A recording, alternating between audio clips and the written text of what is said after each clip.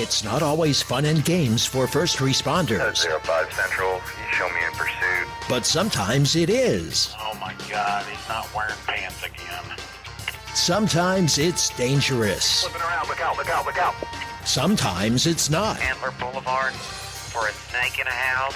And sometimes it's just plain stupid. Chihuahua in his lap on a lawnmower. This is the stupid side of first response. Dispatch, do I really have to go to that? This is Code 0.5. Come in 0.5. Okay, everybody, it's Jason again, along with my co-host Rich, and I'm sure the way the last episode ended, you guys all said, "You bastards!" For sure. So, we'll go ahead and jump right into it. Tell us all about the handcuff key. So I got a call from Central to respond to an address down in the south part of town, and I get over there and knock on the door. And what dispatch tell you the call was about? They said it wasn't. They didn't really give me any information. They just said that they needed an officer. Okay. So I get over there, and I'm, hang on just a minute. Waiting. Police department. Okay, all right. Hang on. Lady comes to the door. Hi, I'm sorry to bother you. God, this is awkward. Do you have a handcuff key I can borrow? Like, okay. Never mind. I don't even want to know. Hang on a minute. And so I give her the key. And she goes, shuts the door, goes back in. And then she comes back out and she's like holding it. And I'm like, man, I got a feeling. And then you see freaking her old man come walking out, boy, just rubbing his wrists. I was like, oh no, I need to sterilize that thing. And she's like, I am so sorry. And, can't imagine how embarrassing this is and all that. I was like, yeah, I imagine so. And, I had an extra one, because they come with the little ones. Yeah. Yeah, I was like, here, y'all put this in a place where you can find it. Like, stick that sucker on the fridge or something. Did she ever fess up to why she needed it? It was pretty apparent. And then I seen them, and, I seen them again. And, of course, it got brought up. And she's like, said that she was in, what was it? It was in corrections. And that the husband had been talking smack, saying that she couldn't cuff him. And so they got to rolling around, and she ended up getting him cuffed. There's an awful lot of friggin' lag time between the time I knocked on the door and the time she got there. So I don't know. There was some thumping when I walked up, but I don't think it was them rolling around. So was he rubbing just one wrist, or did he end up rubbing both of them? Oh, she had him hooked up. Really? Yeah. To the bedpost? I don't know. And here at Code 05, we don't kink shame. So I wasn't going to ask too many questions. Okay, now, these people, do they still live here? Yeah. Now, the phone thing works. Do we need to get them on the phone? Oh, no. And ask them, so what happened? I don't think we need to get that in depth. I think you can leave some to the imagination. We don't have to know everything. But the people want to know. I'm sure they do. They might find out something they don't, though. Hey, that reminds me of one. I got a video sent to me. Uh-oh. A couple of officers. Well, I guess they were young. They, fresh out of cleat. Early 20s, they're young. Mm-hmm. So they had like a bet, and it was like, hey, before, I bet you I think it was like $10 that you can't get me in those handcuffs before Christmas. Mm-hmm. So one of the, a supervisor was standing there, I guess, and he sent me this video, and I was watching it. And he's the guy that's trying to handcuff him. One of them's sitting in his truck, and the other guy's standing outside of it. Mm-hmm. Well, he walks up and he's trying to act all nonchalant. And he goes over and he stands like on the running board of the truck and leans his head in there. And he's like, oh, man. The dude looks at him and goes, what are you doing? He goes, man, it stinks in your unit. He's like, what? Well, while that's going on, a supervisor was standing there. Well, he was on the phone with someone else, which I think was another supervisor. Somebody else was on the phone with another supervisor. So he steps up there again and tries to grab a hold of him. And these two get to wrestling. They get down on the ground. He's trying to get handcuffs on him. Well, the other supervisor that's not there, that's on the phone, doesn't know what's going on, but he can hear a struggle. So he's hollering at him, whatever his name is. He's like, hey, are you all right? He's not getting an answer. Are you okay?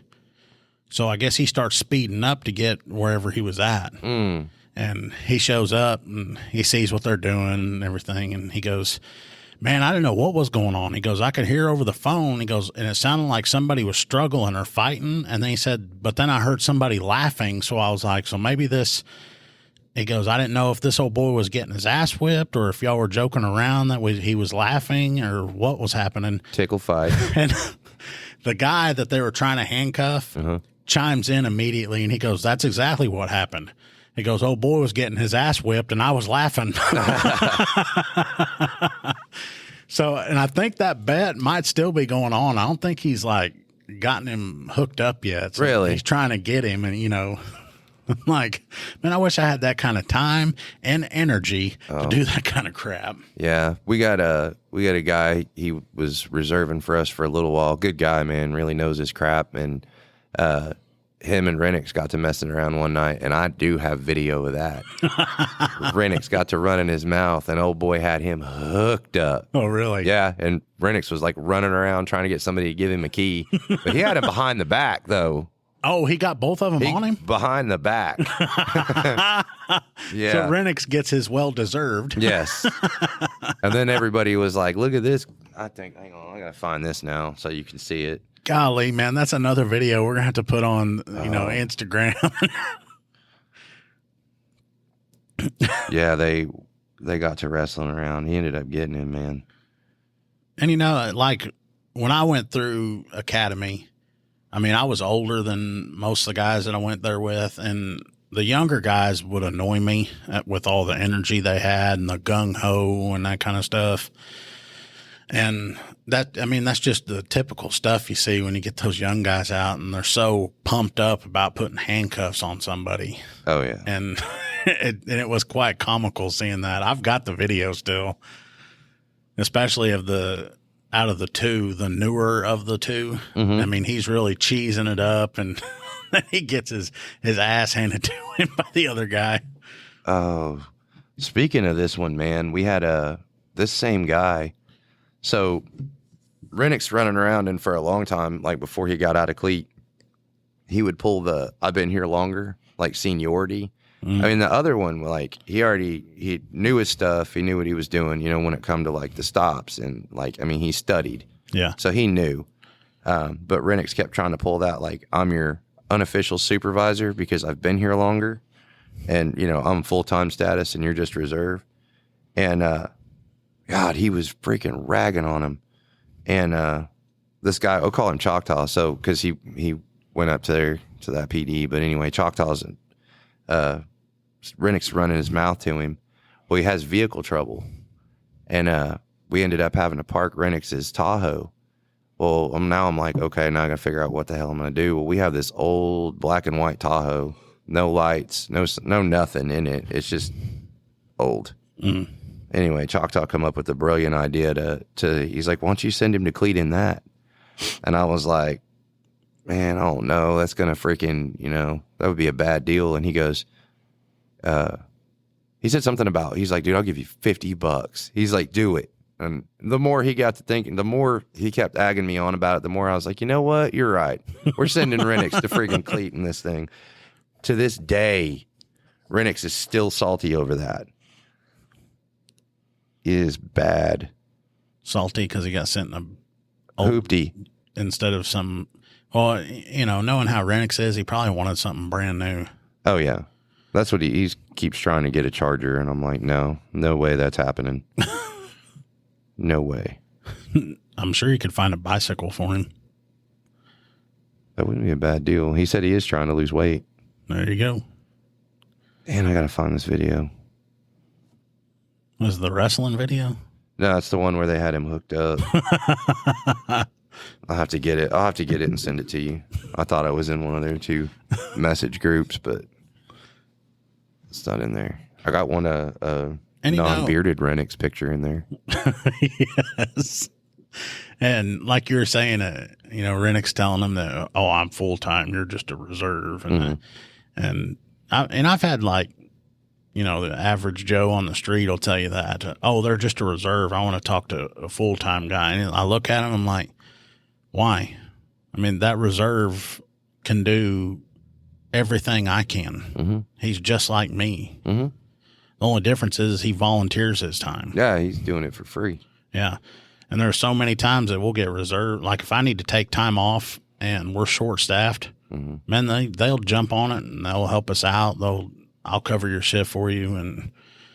But yeah, you don't ever throw no shade or anything at a reserve. Those guys, I think they're more valuable than some, full-time guys. They really want to do it. I mean, they're out there doing it for free, paying for their own stuff. You know what I mean? Paying, their time and money to go do it.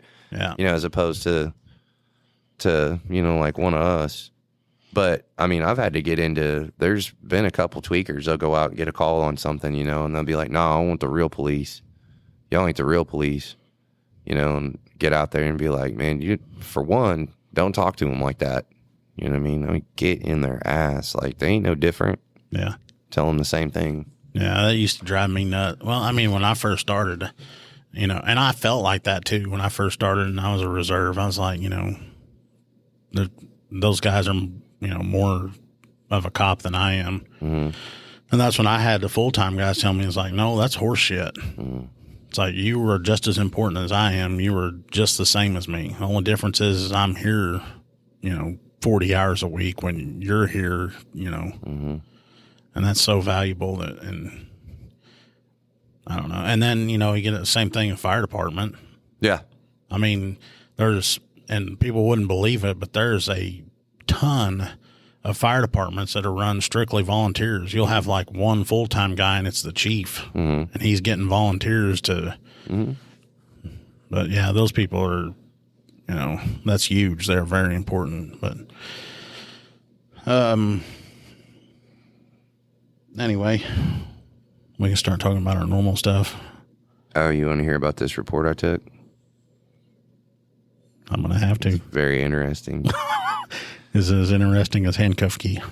Somewhat. I think it's actually a little bit better than handcuff key, but so this dude and this old girl breaking up. There was domestic and a bunch of other crap that went on. So anyway, she's got an EPO and she's staying at a house, but at the house she's staying at, you can see where they used to live. Mm-hmm. And so one of the people that's staying at the house where she's staying at happens to get up and sees this shadow over at their house. Well, he doesn't call, and it's like 3:00 in the morning, but there's somebody, it appears to him, and he's telling me this the next day, that it looks like they're trying to get in, and then like jump off the porch, and then they go around the house, and then they come from around the house, and they jump up on the front porch. And he says he watches this for like 45 minutes. I'm like, okay, and we didn't call, why? And he's like, well, I didn't want to bother you with it. Like, that's what we're here for.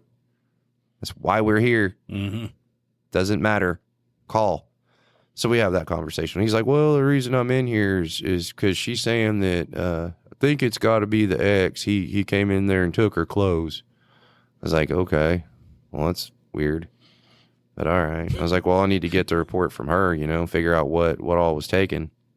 He's like, all right, I'll get her in here. So she comes in, tells me about the clothes being gone. And she's like, well, can I get a couple papers from you so I can write it down because I need to take one over to Light Horse too. It's like, all right. So she fills one out, brings it back in. And the first part's, her paragraph of what all had transpired prior to all this. And then the next 2 pages are all things that are missing. And it's things and prices.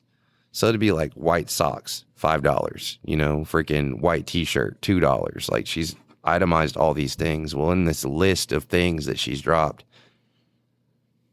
she itemized her vibrators and gave me a price. And what was the value? I don't remember. Wait, you mean, okay, why? Like the ex goes over there and takes her clothes And vibrators. and her vibrator? Apparently. No, two, plural. Both. What? Why? Don't know. You talk about petty. What the? I mean, is he will run around his house? Makes me think of that episode of Friends where Joey is wearing all of Chandler's clothes. I never Did really. this dude put on all of her clothes? And then he's like, guess what? I'm going commando. I didn't get into Friends. You didn't? No. No, I thought everybody watched that. No. More of an Office guy. Yes, that's good too. Jim was my favorite. But yeah, I don't understand that. Why would the dude want to take her clothes? It's not like he's going to wear them. And supposedly the girl he's with now or something is not even anywhere. They're not even remotely like he could give these clothes to the new girl he's with or anything. So I don't get it. I don't know why. But the thing, you know, when she's making that report, the thing that stood out to me though is that I've dealt with this guy before, and like one of my things is like shoes. So I like new shoes that are coming out, you know, Jordans and different release and all that stuff. So I kind of like follow on sneakers. Yeah. Well, this guy's a sneakerhead, and every time I've talked to him, he's had like, you know, some pretty expensive shoes on. Well, she's saying that he got into the house and took all her stuff, but he's like calling and trying to get somebody to go over to the house to get his stuff. So I'm like, why would he just take her clothes and not these high dollar sneakers? You know what I'm saying? Like that doesn't make any sense to me. God, can you imagine if he's going to be that petty? If I'm her, I'm going to go over and take those sneakers and get a Sharpie and go to town. We go over there with him to get his stuff, and she's already got it bagged up. So he's trying to not be a pain. And I mean, he's a pain, but he's trying to like not be a pain that day. Just get his stuff and go on. And he comes back the next day after we got it. We went over there with him to get his stuff. She gave him one of every sneaker. So he's got like one Timberland boot, one. So he's got the one right, Yeezy. not the left. Yeah, or the left or not the right. He's got one of each. I'd say he just had that one coming. I guess. Did you say a Yeezy? Yeah, Yeezys. I never knew what those were until I heard that Adidas dropped him. Man, you don't know about Yeezys? No, I had no idea. Those are fixing to skyrocket now. Well, I looked and saw that, like, even when they were out and everything, that they were like $200. Oh yeah, they're fixing to get up higher now since they dropped them and they're not making them anymore. That's the same like with the Kyries, man. I've got some. They're What the like hell's a Kyrie? Kyrie Irving. Who's that? Basketball player.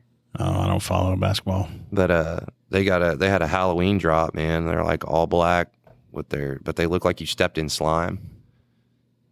Dude, you know, you've heard of an Air Force One? Mm-hmm. These I call these the Ecto ones, man. I'll have to send you a picture. They're sick. The Nike check's got like slime dripping off of it. It's wicked. Really? Yeah, they're cool looking. Love those shoes. Holly freaking chews me out because I paid a stupid amount of money for them and I never wear them. So you collect them? Mm-hmm. When I can, because like 90% of the time she's mean. Doesn't give me any money. You don't need no damn Yeezys. Need some freaking Yeezys.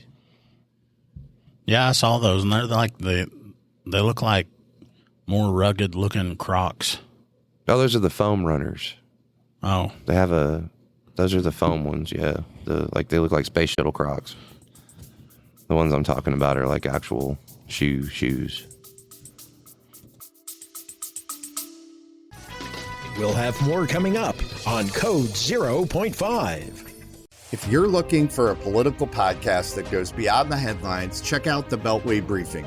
I'm Howard Schweitzer, CEO of Cozen O'Connor Public Strategies. Every week on the Beltway Briefing, our team of former Republican and Democratic presidential appointees, Capitol Hill veterans, and political advocates shares behind-the-scenes perspective that cuts through the noise. If you want the inside scoop, subscribe now to the Beltway Briefing here or wherever you get your podcasts.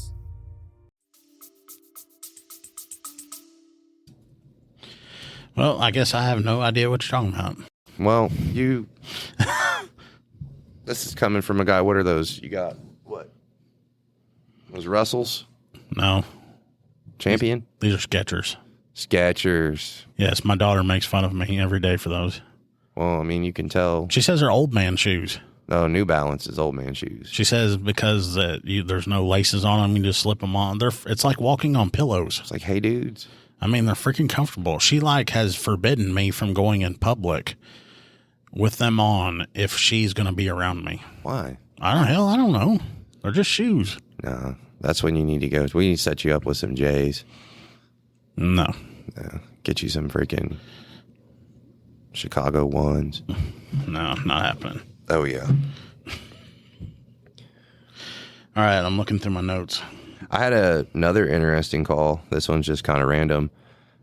Lady was telling me that she had cooked dinner and then they went to go eat and she went to go let the dogs out.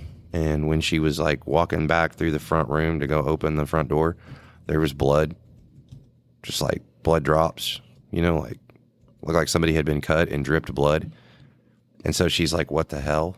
So she starts looking, like, did somebody come in the front door? Well, she checks the front door and the front door's still locked. And so she's like, what the hell?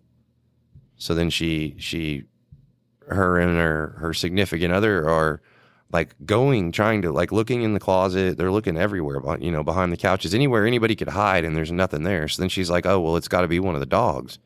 So she starts checking the dogs, but none of the dogs are cut anywhere. So there's just a random trail of blood through her house. Yeah, I was like, are you sure it's blood? I was like, are you sure, maybe one of them didn't have an accident? It just kind of looks like blood. And she's like, no. She said it's the weirdest thing.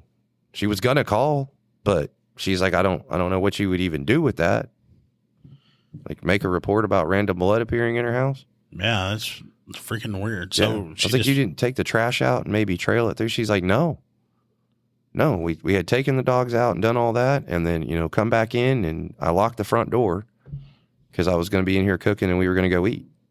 And said she went to go, they got done with all that and done the dish stuff, and we're going to let the dogs out one last time, and just random trail of blood in the house. Wasn't husband or nothing? No, neither of them had cuts. Neither of them, nothing. She's like, I don't. Was this before or after the Halloween episode? This was before the Halloween episode, but I didn't think about it until when I was transferring everything that I have wrote down into my voice memos. Some of these that we do, it's like, man, should we follow up with these and see what's going on with these people? Some of them, what is it? Oh, Tweak got Renix up last night. Oh, yeah. I was going to ask about that. We haven't heard about Tweak in a long time. Yeah. He's still living? Yeah, he's still living. Well, he almost got ended last night because if Renix would have found him at 3 o'clock in the morning after being woke up, he would have been happy. I don't know. I guess Tweak and his old lady got into it, and he started tearing stuff up, and she called, and he took off on foot. I guess Renix drove around looking for him, couldn't find him. But he's still kicking. Yeah, we haven't heard anything about his crazy shenanigans in a while. Nope. I mean, which is good for everyone else, but bad for us. Yeah, he's 100% trying to stay out of everything. Like, he doesn't. I guess he's not wanting to be in any more trouble. Well, I know one thing that we can let everybody know is that after, we'll set and do a group of these shows to put out, and we schedule them out for a few weeks in advance, and I don't even know which day this one's going to fall on. Not next week, but the week after. So you're looking at this drop in somewhere around.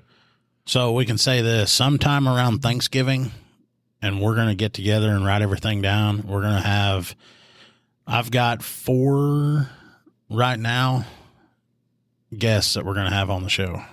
That'll be cool. So we're going to start having some more guests with their stories. A couple of them have been in law enforcement or fire for quite a while, and I'm sure they've got some pretty good stuff they can talk about. So our other ones will be the 7th and the 10th, and these should be dropping somewhere around the 14th and the 17th, and then we'll have our Thanksgiving week. We'll be meeting back up. Oh, okay. All right. Yeah, and I'll talk to him to schedule him to get with us. That way we can get some more stories from other places. And, you know, I sent out a bunch of invites for the Facebook page. Uh-huh. Those don't go out immediately. Do they not?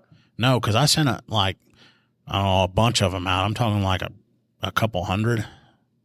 And it was like a week and a half later, people started telling me that they were receiving these. Really? Yeah.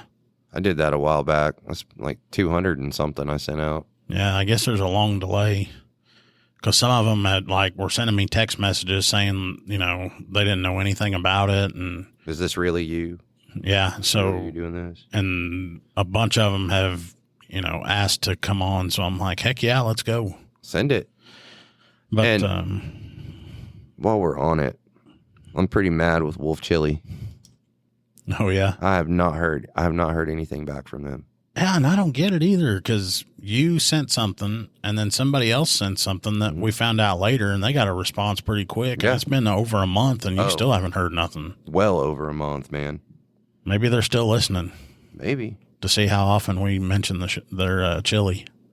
Well. All I got to say is that I'm fixing to start telling that story with Hormel. Go back. We'll go back and edit it. Yes. Oh, and I actually got to see that guy. Yeah. Yeah, you pointed him out that one day. Yeah. I thought it wasn't somebody I was envisioning. I was envisioning like a younger cat. No. Yeah. Nope. That's the one. But anyway, I don't even remember what we were talking about and why the hell we spewed off on this. You said you had one. You were over there going through your notes. No, this is more of the just dumb crap. Send it. Well, we probably need to use them for the next time. Because then I won't have nothing to talk about. No, well, we can do that. All right. Next time it is. Bet. See ya. Later.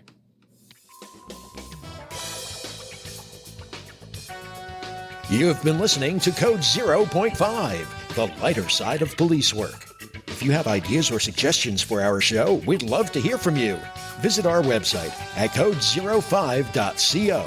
That's code05.co. And please consider making a donation at our Patreon page, patreon.com/code05. Be sure to use the digits 05. Thanks for listening to Code 0.5.